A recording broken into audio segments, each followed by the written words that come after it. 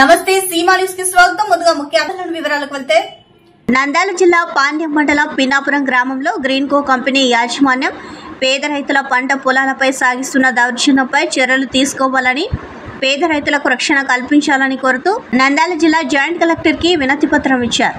నంద్యాల జిల్లా పాండ్యం మండలం పిన్నాపురం గ్రామంలో గ్రీన్ కో కంపెనీ నిర్మిస్తున్న విద్యుత్ ప్రాజెక్టు కొరకు చట్టబద్ధంగా భూసేకరణ చేయకుండా 2013 భూసేకరణ చట్టాన్ని పక్కన పెట్టి రైతులను బెదిరించి రైతుల నుండి భూములను తక్కువ డబ్బులు ఇచ్చి లాక్కుంటున్నది. పట్టా భూములకు ఎకరాకు 6 లక్షల నుండి 8 లక్షల వరకు ఇచ్చింది.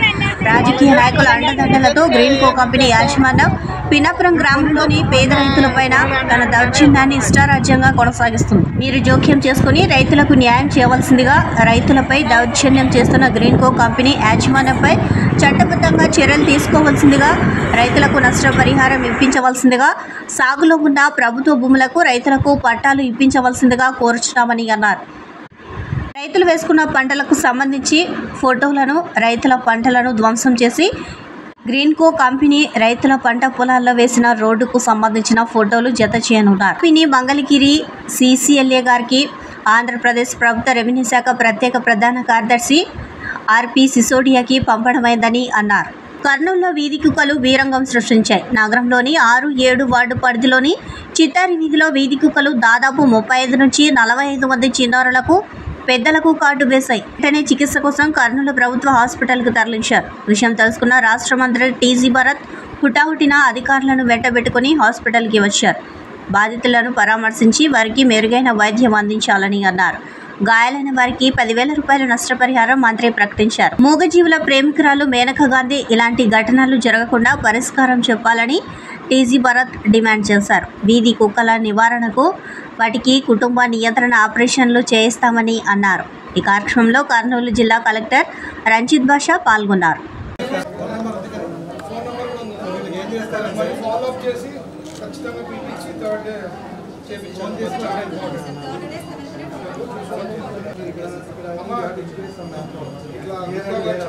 చిన్న ఖర్చు కూడా మన కార్పొరేషన్ నుంచి 10,000 ఇస్తారు.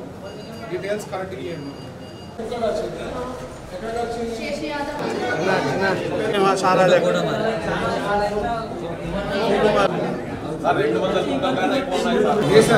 ఏం రాసుకున్నారా? సెల్ నంబర్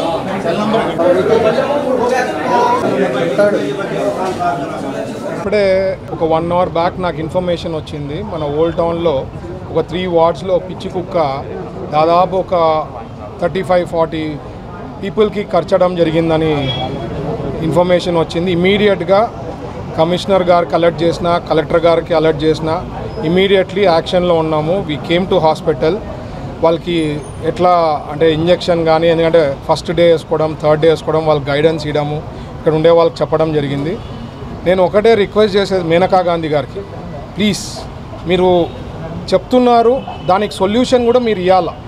ఇక్కడ మీరు చేయొద్దని చెప్పిన దానికి దాదాపు ఇక్కడ సర్వీస్ ప్రొవైడర్ వచ్చి ఆయన ఎలిజిబుల్ లేదని చెప్పి ఆయన బంద్ చేయడం జరిగింది. తర్వాత పోనీ ఎలిజిబుల్ ఉన్న ఈ కుక్కల్ న్యూసెన్స్ది ఏదో ఒక సొల్యూషన్ మీరు తీసుకురావాలి. మీరైతే చేయడం మంచిదే, యానిమల్ ప్రొటెక్షన్ ఇవన్నీ చేయడం కూడా మంచిదే.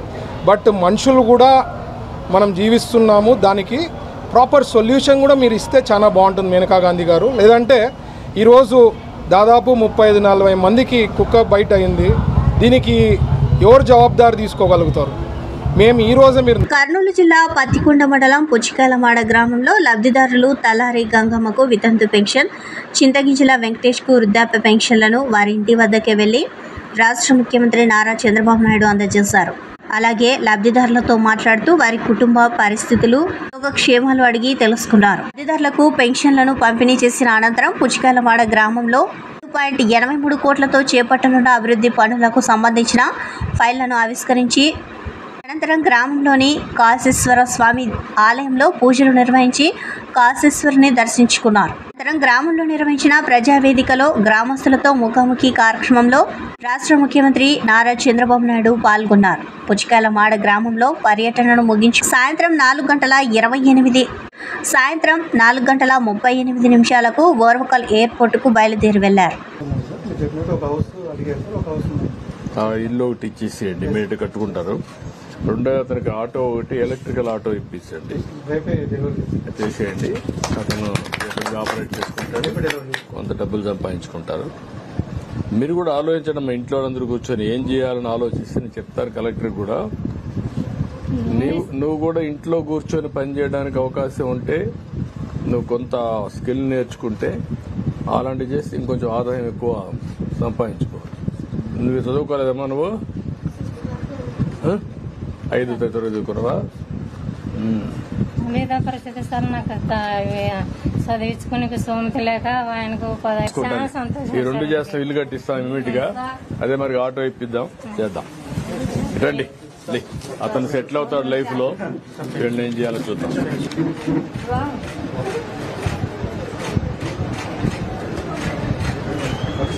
కరెక్ట్ గా ఇచ్చేస్తున్నారు కదమ్మా. ఏమైనా పైసలు కట్ చేయడం గానీ వాళ్ళు ఏమైనా కొంత తీసుకోవడం కానీ ఏమైనా ఉన్నాయా? ఏమి లేవు కదా, ఎవరు తీసుకోరు కదా. అడిగినా ఇవ్వద్దండి.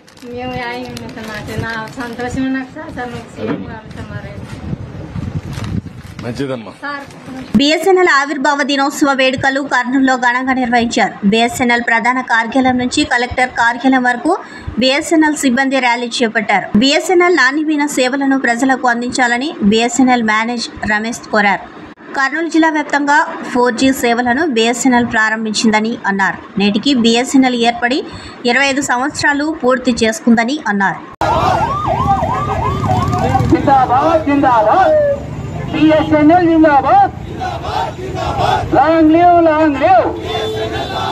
Save BSNL, save BSNL. 2000 సంవత్సరంలో బిఎస్ఎన్ఎల్ దేశంలో అతిపెద్ద టెలికాం రంగ సంస్థగా ఫార్మ్ చేయబడింది. ఈ రోజుకి 25 సంవత్సరాలు గడుపుకుంటుంది. ఇందు సందర్భంగా బిఎస్ఎన్ఎల్ కర్నూలులో ర్యాలీ నిర్వహించబడింది. విశేషంగా బిఎస్ఎన్ఎల్ తమ 4G సేవల్ని కర్నూలు జిల్లా వ్యాప్తంగా ప్రారంభించబడింది. బిఎస్ఎన్ఎల్ 4G సేవలు దేశంలో తయారు చేయబడిన టెక్నాలజీతో అందరికీ అందుబాటులో ఉండడానికి వస్తున్నాయి. దేశంలో మేక్ ఇన్ ఇండియా ఆధారంగా భారతదేశంలో స్వయంగా తయారు చేయబడ్డ 4G సేవలు అతి తక్కువ ధరలో అత్యాధునిక టెక్నాలజీతో అందరికీ అందుబాటులో ఉంటాయి. 108 రూపాయలకే 28 రోజుల వ్యాలిడిటీతో బిఎస్ఎన్ఎల్ సేవలు 4G సేవలు అందరికీ అందుబాటులో ఉంటాయి. విస్తృతంగా 330 టవర్లు 4G ద్వారా ఏర్పాటు చేయబడ్డాయి. దీని ద్వారా బిఎస్ఎన్ఎల్ నెట్వర్క్ చాలా అభివృద్ధి చెందడానికి అవకాశం ఉంటుంది. బిఎస్ఎన్ఎల్ తమ డేటా స్పీడ్స్ని కూడా చాలా అభివృద్ధి చేసింది. 4G ఆధారంగా 10 Mbps మినిమం డేటా స్పీడ్స్తో కస్టమర్సు తమ సేవల్ని వాడుకోవచ్చు. ఇంతేకాకుండా బిఎస్ఎన్ఎల్ అత్యధిక ఇంటర్నెట్ స్పీడ్ బిఎస్ఎన్ఎల్ ఫైబర్ ద్వారా భారత్ ఫైబర్ సేవ ద్వారా అందిస్తుంది. అతి తక్కువ ధరల్లో అత్యధిక ఇంటర్నెట్ స్పీడు ఓటీటీ సేవల ద్వారా బిఎస్ఎన్ఎల్ ఫైబర్ సేవ అందించబడుతుంది. 249 రూపాయల నుంచి ఫైబర్ సేవలు అందుబాటులో ఉంటాయి. కస్టమర్స్ అందరూ దేశవాళీ సంస్థ అయిన బిఎస్ఎన్ఎల్ని ఆదరించి దేశాభివృద్ధికి తోడ్పడతారని కోరుతున్నాము. Thank you. కర్నూలు నగరంలోని ఎల్ఐసి పార్కులో నగరపాలక సంస్థ అధికారుల నిర్లక్ష్యం వల్ల పిచ్చి మొక్కలు పెరిగి గంజాయి మద్యం ప్రియులకు కేంద్రంగా మారడంతో పార్కు వైపు వెళ్లేందుకు మహిళలు పిల్లలు భయభ్రాంతులకు గురవుతున్నారని కాలనీ అసోసియేషన్ ప్రతినిధులు doctor Kanthareddy, B Srinivasulu, retired bank manager Uma, పట్టణ పౌర సంక్షేమ సంఘం నాయకులు ఇరిగినేని పుల్లారెడ్డి ఆవేదన వ్యక్తం చేశారు. నగరపాలక సంస్థ అధికారులు పాలకవర్గం పార్కుల నిర్వహణపై తగిన శ్రద్ధ పెట్టనందువల్ల కోట్ల రూపాయల ప్రజాధనం వృధా అవుతుందని విమర్శించారు. ఈరోజు ఉదయం పట్టణ పౌర సంక్షేమ సంఘం ప్రతినిధి బృందం మున్సిపల్ కాలనీ, ఎల్ఐసి కాలనీ, సీతారాంనగర్ 4 వైపుల రోడ్డు మధ్యలో కోట్ల విలువైన స్థలాన్ని మున్సిపాలిటీకి స్వాధీనం చేసి దాదాపు 50 ఏళ్ళు అవుతున్న సీతారాంనగర్ ఎల్ఐసి పార్కులో కనీసం మొక్కలు నాటి నడకదారి ఏర్పాటు చేయడంలో విఫలమయ్యారని అన్నారు. గతంలో పోలీసులకు ఫిర్యాదు చేసినప్పటికీ ఎల్ఐసి పార్కులో అసాంఘిక కార్యక్రమాలు జరుగుతూనే ఉన్నాయని తెలిపారు. పిచ్చి మొక్కలను తొలగించి మంచి మొక్కలు నాటి శిథిలమైన కట్టడాలను మరమ్మతులు చేసి నడకదారులను ఏర్పాటు చేసి అందంగా తీర్చిదిద్దాలని కోరారు. పార్కుల అభివృద్ధిపై జరిగిన పర్యటనలో K Srinivasulu, M Nagaraju, N Madileti, S Sarveswara Reddy, S Ramana Goud, B Raju, T Krishna, A Madhu, T Purushottam Reddy, Chand భాషతో పాటు స్థానిక మహిళలు పాల్గొన్నారు.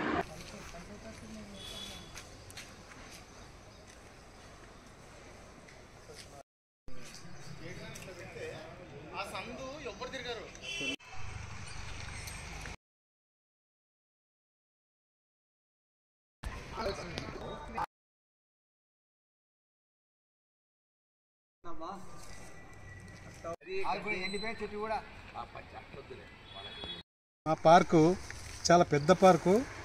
ఈ కాలనీకే ఎల్ఐసి కాలనీ పార్క్ అంటేనే ఇది ఒక రికగ్నిషన్ ఉంది. దీనికి ఈ మధ్యలో అసలు ఎవరు పట్టించుకోవడం లేదు. ఇంతకుముందు ఏం చెప్పారంటే సార్ శాంక్షన్ అయింది, ఈ పార్కు చాలా చాలా అభివృద్ధి చేస్తున్నాము అని చెప్పి కూడా నాకు 1-2 years అవుతుంది. But nobody turned out. కాకపోతే ఈ మధ్యలో అసాంఘిక కార్యకలాపాలు ఎక్కువవుతున్నాయి. నేను చాలామందిని బెదిరించాను. వాళ్ళేమి అసలు ఏదో చెవిన పెట్టిపోతూ ఉంటారు, మేము వెళ్ళిన తర్వాత వస్తారు. They do what not everything they do here. This is the centre. ఇది అయిపోయింది. అందుకోసం ఇమ్మీడియట్గా తీసుకొని ఒక మోడల్గా కర్నూలుకే ఒక మోడల్గా, ఎందుకంటే సో బిగ్ పార్క్ ఇది, ఇంత పెద్ద పార్క్ ఎక్కడ ఈ ఇండ్ల స్థలాలు లేదండి. Have to develop big park. అది it should be a model park ఉండాలి. అయిన తర్వాత వీ షుడ్ అప్రిషియేట్ వర్క్ అండి. టేక్ ఇమీడియట్ మెజర్స్ అండి. Thank you for. ఉందండి, చాలా పెద్ద స్థలం కూడా. నేబర్హుడ్ అంతా మంచి ఫ్యామిలీస్ కూడా ఉన్నారు. ఈ పార్క్ అయితే అన్ని విపరీతమైన చెట్లు, దోమలు, చాలామంది వచ్చి ఇక్కడ తాగుతూ ఉంటారు, గంజాయి ఇది కూడా తీసుకుంటూ ఉంటారు. సో లేడీస్కి చాలా ప్రాబ్లం. మేము పోలీస్ కంప్లైంట్ చేసాము, తర్వాత ఇంతకుముందు ఎమ్మెల్యే గారికి కూడా చెప్పాము, బట్ ఏమీ రిజల్ట్ లేదు. సో మీరు దీని గురించి should take some initiative and please look it. Kurnool టౌన్లో పార్కుల అభివృద్ధిలో అసమానతలు జరుగుతూ ఉన్నవి. ఒక వీధిలో ఉండే పార్కును ఒక రకంగా చూస్తున్నారు, మరొక వీధిలో ఉండే పార్కును మరొక రకంగా చూస్తున్నారు. ఈ రకంగా అభివృద్ధిలో వివక్షత చూపడము పాలక వర్గానికి కానీ అధికారులకు కానీ మంచి పద్ధతి కాదు. పన్నులేమో అందరికీ సమానంగా సంవత్సరానికి 15% పెంచుతూ ఉన్నారు. అభివృద్ధి పనులు మాత్రము అసమానత చూపిస్తే ఎట్లా? ఒక పార్కుకేమో ₹1,00,00,000 ఖర్చు పెట్టారు. ఇది దాదాపు 50 సంవత్సరాల కిందట మున్సిపాలిటీకి ఆ రోజుల్లో ₹1,00,00,000 విలువ చేసే స్థలాన్ని మున్సిపాలిటీకి గిఫ్ట్గా ఇచ్చినారు ఈ కాలనీ వాళ్ళు. 2012లో ఒకసారి దీనికి శిలాఫలకం వేసి అభివృద్ధి చేశారు. తర్వాత పాములకు, పందికొక్కులకు నిలయంగా మారింది, దొంగలకు నిలయంగా మారింది. ఇందులో గంజాయి సేవిస్తున్నారు కొందరు, అట్లాగే మందు తాగుతున్నారు, అసాంఘిక కార్యక్రమాలు జరుగుతూ ఉన్నాయి. ఇక్కడ ఉండే చుట్టూ ఉండేటువంటి ప్రజలు, మహిళలు బయటికి రావాలంటే భయపడతా ఉన్నారు. పార్క్ అంటే 10 మందికి ఉపయోగపడాలి తప్ప దోమలు అభివృద్ధి అవుతున్నాయి. రాత్రి అయితే ఇంకా ఇండ్లంతా తలుపులు వేసుకోవాలి. ఎందుకంటే ఈ పిచ్చి మొక్కలు ఈ రకంగా అడవిలాగా తయారైపోయి ఇక్కడ దుర్వాసన పొరకబెట్టి ఊడ్చలేదు. ఒక్క మొక్క కూడా 5 సంవత్సరాల నుంచి నాటలేదు. పిచ్చి మొక్కలు పెరిగినాయి. ఈ దోమల బాధతో ప్రజలు ఇబ్బందులు పడుతున్నారు, అనారోగ్యాలకు గురవుతున్నారు. అందుకనే పాలకవర్గము, కమిషనర్ గారు వెంటనే ఇక్కడ పర్యటించి ఈ పార్కును అభివృద్ధి చేయాలి, లేకపోతే మున్సిపల్ ఆఫీస్ ముందు వచ్చి మేము కూర్చోవాల్సి వస్తుందని చెప్పి పట్టణ పౌర సంక్షేమ సంఘంగా హెచ్చరిస్తా ఉన్నాం. ప్రైవేట్ స్కూల్, కాలేజీలలో రోజుకు 10 నుండి 12 గంటలు నిలుచుని పని చేస్తున్నామని అన్నారు. ఈ సందర్భంగా ఏర్పాటు చేసిన పాత్రికేయుల సమావేశంలో ప్రెసిడెంట్ చాంద్ బాషా మాట్లాడుతూ నెల అల్ప జీతానికి 50% మంది టీచర్లు, లెక్చరర్లు పనిచేస్తున్నారని అన్నారు. ఇటు ఉద్యోగం రాక ప్రైవేట్ విద్యా సంస్థల్లో పనిచేస్తూ చాలీచాలని జీతాలతో కుటుంబాలు నెట్టుకొస్తున్నామని అన్నారు. ప్రైవేట్ స్కూళ్లలో, కాలేజీలలో పనిచేసే లెక్చరర్స్కు PF, EFC లాంటి సౌకర్యాలు ఉండవని, ప్రైవేట్ స్కూల్లో కానీ కాలేజీలలో కానీ చెప్పవలసిన పాఠాలు 4 నుంచి 5 నెలలలోపే పూర్తి చేస్తామని అన్నారు. ప్రభుత్వం వెంటనే స్పందించి ప్రైవేట్ ఉద్యోగస్తుల సమస్యలు పరిష్కరించాలని వారు అన్నారు. నమస్కారం, నా పేరు చాంద్ బాషా. మాది ప్రైవేట్ టీచర్స్ లెక్చరర్స్ అసోసియేషన్. మేము గత 10 సంవత్సరాల నుండి ప్రైవేటు విద్యా సంస్థల్లో పనిచేస్తున్న టీచర్లు మరియు లెక్చరర్ల హక్కుల కోసం పనిచేస్తూ ఉన్నాము. మేము గతంలో ఉన్నటువంటి ముఖ్యమంత్రులని, విద్యాశాఖ మంత్రులని, జిల్లా అధికారులని, కమిషనర్లను అందరినీ కలిసి మా యొక్క సమస్యలను వాళ్ళ దృష్టికి తీసుకుపోయాము. అదేవిధంగా అదే క్రమంలో భాగంగా ప్రస్తుతం కూడా కర్నూలు జిల్లా కలెక్టర్ గారికి మా యొక్క సమస్యల వినతి పత్రం సమర్పించడానికి ఇక్కడికి వచ్చాము. ఈరోజు మేము ప్రధానంగా కలెక్టర్ గారి దృష్టికి తీసుకెళ్లిన సమస్యలు, ప్రైవేట్ విద్యా సంస్థలన్నీ కూడా ఖచ్చితంగా ప్రభుత్వ నిబంధనల అనుసారంగానే పనిచేయాలి. జీవో నెంబర్ 1/1990 ప్రకారము ప్రైవేట్ విద్యా సంస్థలు అనేటివి ప్రభుత్వ నిబంధనల అనుసారంగా పనిచేస్తామని చెప్పే ప్రభుత్వ అనుమతులు అనేటివి ప్రైవేట్ విద్యా సంస్థలు తెచ్చుకొని ఉంటాయి. అందులో భాగంగా ప్రతి విద్యా సంస్థ కూడా ఖచ్చితంగా ప్రభుత్వ నిబంధనలకు అనుగుణంగా సెలవులు ఇవ్వాలి, సమయపాలన పాటించాలి, క్వాలిఫైడ్ టీచర్స్ను ఖచ్చితంగా మెయింటైన్ చేయాల్సి ఉంది. ఈరోజు చాలా విద్యా సంస్థల్లో సెలవులు ఇవ్వడం లేదు. టీచర్లు, లెక్చరర్లను మరియు విద్యార్థులను వేరువేరుగా చూస్తున్నారు. ప్రభుత్వ నిబంధనల ప్రకారంగా ప్రతి విద్యార్థికి ఏ విధమైన హక్కులు ఉంటాయి, అదేవిధంగా టీచర్లకు, లెక్చరర్లకు కూడా అదే హక్కులు ఉంటాయి. విద్యార్థులకు సెలవులు ఇచ్చేసి టీచర్లకు మాత్రం సెలవులు ఇవ్వకుండా ఆ కార్యకలాపాలు నిర్వహించుకోవడానికి విద్యాసంస్థలు పిలిపించుకొని వేధిస్తూ ఉన్నారు. దీన్ని మేము అసోసియేషన్ తరఫున పూర్తిగా ఖండిస్తూ ఉన్నాము. విద్యార్థికి సెలవు ఇచ్చినప్పుడు ఖచ్చితంగా టీచర్స్ కూడా సెలవు ఇవ్వాల్సిందే. సో అది మా యొక్క ప్రధాన డిమాండు. అది ప్రభుత్వ నిబంధనలకు విరుద్ధం కాబట్టి ప్రభుత్వ అధికారులు చర్యలు తీసుకోవాలని మేము ఈరోజు కోరుతూ ఉన్నాము.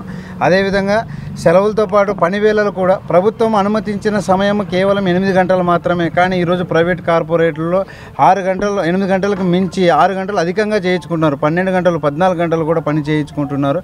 ఇది ప్రైవేటు యాజమాన్యాలు అనేవి కూడా ప్రభుత్వ నిబంధనల ఉల్లంఘన కాబట్టి వాటి మీద కూడా చర్యలు తీసుకోవాలని మేము కలెక్టర్ గారి దృష్టికి తీసుకోవడం జరిగింది.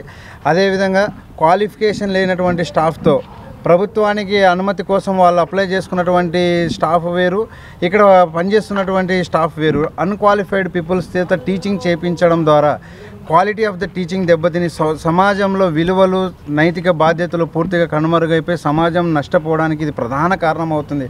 కాబట్టి ప్రభుత్వ అనుమతితో పనిచేస్తున్న ప్రైవేటు విద్యా సంస్థలన్నింటిలో కూడా ప్రభుత్వ నియమాలను పాటించవలసిందిగా ప్రభుత్వ అధికారులే చర్యలు తీసుకోవాలి. దీనికి ప్రభుత్వ అధికారులే బాధ్యత తీసుకోవాలి.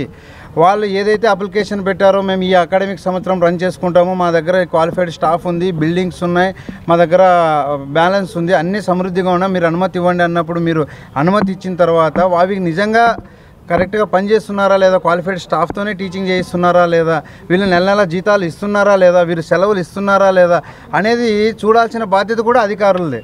కాబట్టి ఈరోజు మేము అధికారులని, ప్రభుత్వాన్ని కోరేది ఏమిటంటే ప్రధానంగా ప్రైవేటు విద్యా సంస్థలని దయచేసి కూడా మీరు తనిఖీలు నిర్వహించండి. ప్రైవేటు విద్యా సంస్థల్లో జరుగుతున్నటువంటి అన్యాయాలపైన మీరు దృష్టి పెట్టండి. విద్య అనేది వ్యాపారంగా మారి విద్య అనేది విలువల్ని కోల్పోయి ఈ క్వాలిఫికేషన్ లేని వాళ్ళతో టీచింగ్స్ చేపించడం ద్వారా, అదేవిధంగా టైమింగ్స్ ఓవర్గా చేయించుకోవడం ద్వారా, అదేవిధంగా సెలవులు అనేటివి లేకుండా బానిసత్వాన్ని ప్రోత్సహిస్తూ పని చేయించుకోవడం ద్వారా విలువలన్నీ కనుమరుగైపోయి ఈరోజు సమాజం నాశనం కావడానికి ప్రధాన వేదిక విద్యాలయాలే అనే విషయాన్ని సమాజము, అధికారులు అందరూ కూడా గుర్తించాలని ఈ సందర్భంగా మేము కోరుతూ ఉన్నాము. ఎట్టి పరిస్థితుల్లో కూడా ఎక్కడ కూడా సెలవుల్లో కళాశాలలు కానీ పాఠశాలలు కానీ నిర్వహించకూడదని మేము డిమాండ్ చేస్తూ ఉన్నాము. అలాంటి జరుగుతున్నవి అధికారుల దృష్టికి తీసుకొచ్చినప్పుడు ఖచ్చితంగా వాళ్ళు చర్యలు తీసుకోవాలని పదే పదే మేము కోరుతూ ఉన్నాము. సో ఈ సందర్భంగా ఇక్కడికి వచ్చేసినటువంటి మీడియా ప్రతినిధులందరికీ కూడా మేము ధన్యవాదాలు తెలియజేసుకుంటున్నాము. నా పేరు చాంద్ బాషా, నేను జిల్లా అధ్యక్షునిగా పనిచేస్తున్నాను. మాది ప్రైవేట్ టీచర్స్ లెక్చరర్స్ యూనియన్. మా గత 10 సంవత్సరాల నుంచి మేము ఈ అసోసియేషన్ తరఫున మంత్రులకు, కలెక్టర్లకు, అధికారులకు, విద్యాశాఖ అధికారులకు, ముఖ్యమంత్రులకు కూడా మా సమస్యలు తీసుకొని పోయి వివరించడం జరుగుతూ ఉంది.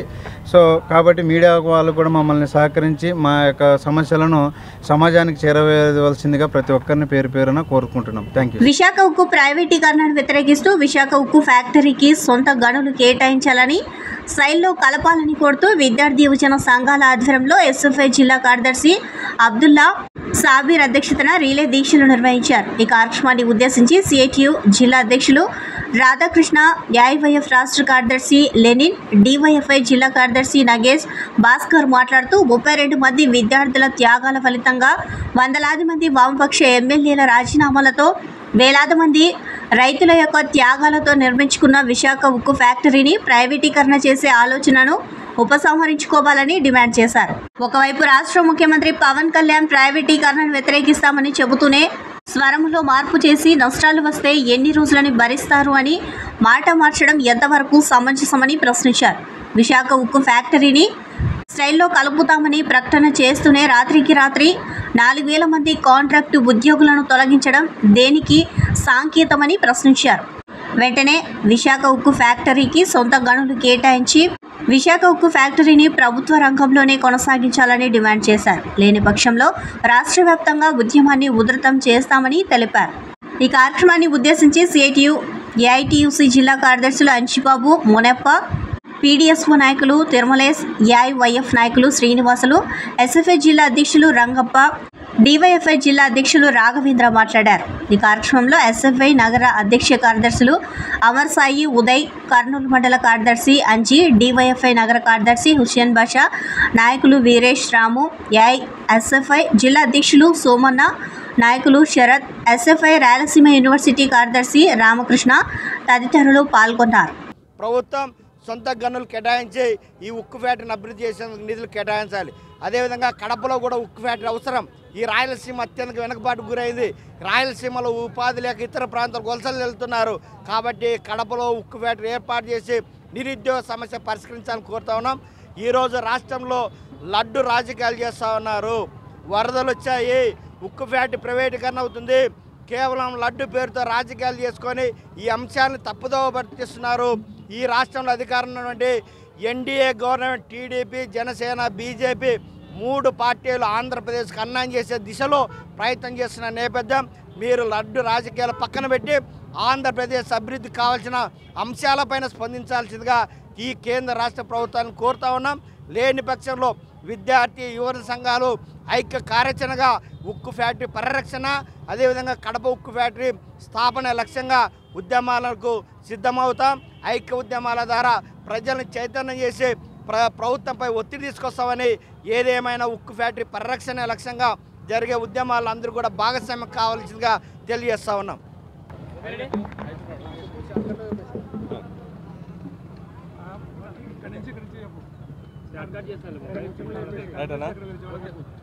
కె భాస్కర్, పీడీఎస్యు రాష్ట్ర ప్రధాన కార్యదర్శి. విశాఖ స్టీల్ ప్లాంట్ ప్రైవేటీకరణ ఆపాలని ఈరోజు రాష్ట్ర వ్యాప్తంగా 26 జిల్లా కేంద్రాల్లో విద్యార్థి యువజన సంఘాల ఆధ్వర్యంలో నిరాహార దీక్షలు చేస్తూ ఉన్నాం. ముఖ్యంగా విశాఖ స్టీల్ ప్లాంట్ వ్యతిరేకిస్తూ గతంలో అధికారం రాకముందు ఉన్నటువంటి జనసేన పార్టీ, అదేవిధంగా తెలుగుదేశం పార్టీ నాయకులు ఈ యొక్క ఉక్కు పరిశ్రమకి మద్దతు తెలిపారు.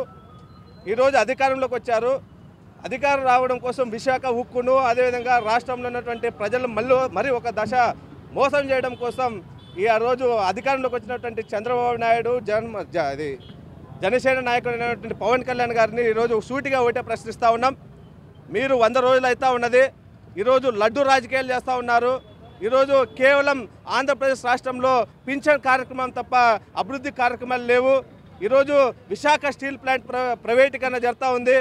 నిన్ననే 4,000 మంది కాంట్రాక్టర్ బేసిక్లో ఉన్నటువంటి కార్మికుల్ని ఉద్యోగం నుంచి తీసేసినటువంటి పరిస్థితి ఉంది. వీటిపైన ఎందుకు ప్రశ్నించలేదని పీడీఎస్ విద్యార్థి సంఘంగా మేము అడుగుతూ ఉన్నాం. కర్నూలు జిల్లాకు విచ్చేసినటువంటి చంద్రబాబు నాయుడు గారు వెంటనే విశాఖ స్టీల్ ప్లాంట్ పైన తెలుగుదేశం ప్రభుత్వం ఏ విధమైనటువంటి అవగాహన ఉందో తెలపాలి. ప్రైవేటీకరణకు మీరు మద్దతు ఉన్నారా లేదంటే వ్యతిరేకిస్తున్నారా, ఈ కర్నూలు జిల్లా వేదికగా మీరు తెలియజేయాలని ఈ సందర్భంగా, ఈ దీక్షల సందర్భంగా మేము ప్రశ్నిస్తూ ఉన్నాం. విశాఖ స్టీల్ ప్లాంట్ ప్రైవేటీకరణ ఆపకపోతే రాష్ట్ర వ్యాప్తంగా విద్యార్థి యువజన సంఘాల ఆధ్వర్యంలో ఆందోళన కార్యక్రమాలకు సిద్ధమవుతామని ఈ సందర్భంగా హెచ్చరిస్తూ ఉన్నాం.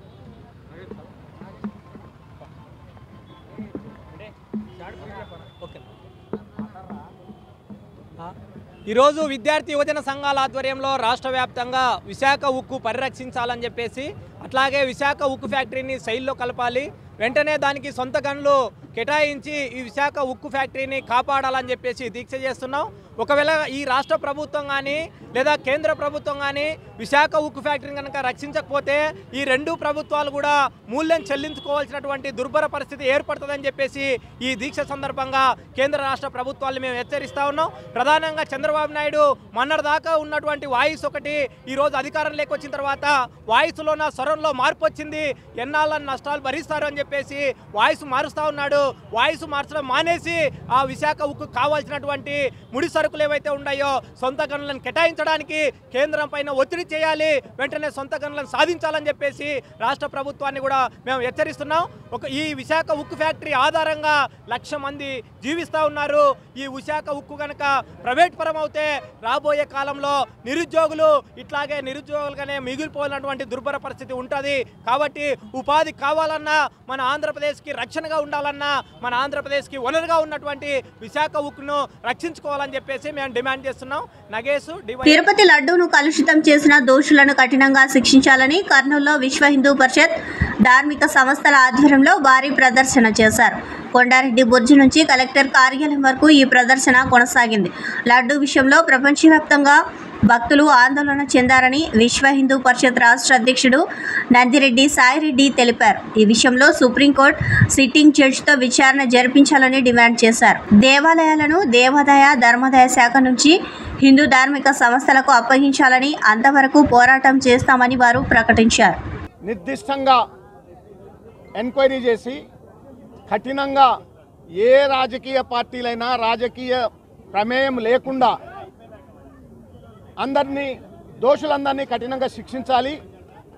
ఇది ఏ ఆంధ్రప్రదేశ్కో తెలంగాణకో సంబంధించిన విషయం కాదు. ఇది యావత్ భారతదేశమును ప్రపంచవ్యాప్తంగా ఉండే హిందువులకు సంబంధించిన విషయము. ఈ విషయాన్ని మేము కేంద్రం కూడా దీన్ని సీరియస్గా తీసుకుంది. దానివలన ప్రపంచవ్యాప్తంగా ఈరోజు నిరసనలు తెలియజేస్తున్నారు. ఇది ఏదో షార్ట్ టర్మ్ నిరసన కాదు, అంటే ఏదో నిరసన చేసాం వదిలేసే కార్యక్రమం కాదు. ఏదైతే రామజన్మభూమికి కొన్ని సంవత్సరాలు తీవ్రమైన పోరాటం చేసి దాన్ని విజయం సాధించామో ఆ విధంగా ఈ దేవాదాయ ధర్మాదాయ శాఖను రద్దు చేసి హిందూ సమాజానికి అప్పజెప్పేంత వరకు ఈ నిరసన కంటిన్యూగానే జరుగుతూనే ఉంటుందని తెలియజేస్తున్నాను. దీనిలో మార్పు రావాలి. ఏవైతే దేవాలయాలు ఉన్నాయో దానికి పూర్తి హక్కుదారులు హిందూ సమాజం అయి ఉండాలి, హిందూ ధర్మకర్తలు ఉండాలి. ఎవరైతే ప్రభుత్వాలు ఉన్నాయో వారిని వీటి పూర్తిగా విడవాలి. కాబట్టి అన్ని మతస్థులకి ఉద్యోగాలు ఇవ్వడం, మన ఏవైతే దేవాలయాలు ఉన్నాయో వాళ్ళ అన్న మతస్థులకు ఉద్యోగాలు ఇవ్వాల్సిన అవసరం ఏముందండి. ఇంకోటి చివరిది వాణిజ్య దేవాలయాల చుట్టూ ఏవైతే వాణిజ్య సముదాయాలు ఉన్నాయో, ప్రత్యేకంగా మన కర్నూలుకు సంబంధించిన సమస్య ఎప్పటి నుంచో వింటున్నాము. ఏదైతే దేవాలయాల చుట్టూ ఏమైనా వాణిజ్య సముదాయాలు ఉన్నారో అన్య మతస్థులకి వాళ్ళకి వాణిజ్యానికి వెసులుబాటు కల్పించడం ఎంతవరకు నిజం, ఎంతవరకు సమంజసం. కాబట్టి హిందూ బంధుమిత్రులారా, ఈ వార్తలు ఇంతటితో సమాప్తం. నమస్కారం.